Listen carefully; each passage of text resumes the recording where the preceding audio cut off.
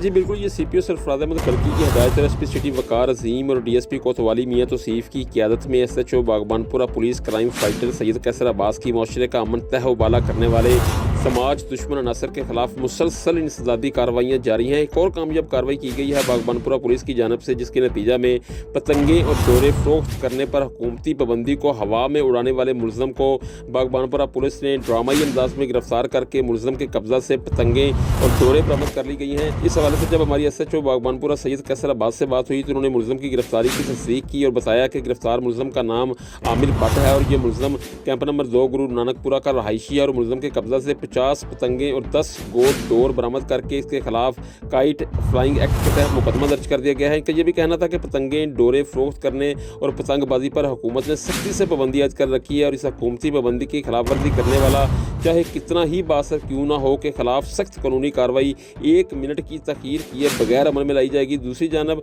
इलाका थाना बागबानपुरा के अवामी समाजी और शहरी हलकों ने पिछले चंद दिनों में समाज दुश्मन अनासर के खिलाफ यके बाद दीगरे कामयाब कार्रवाइयों पर SHO सैयद कैसर अब्बास और उनकी टीम की काविशों को भरपूर सराहा है और CPO सरफराज अहमद और SP सिटी वकार अजीम का शुक्रिया अदा किया है।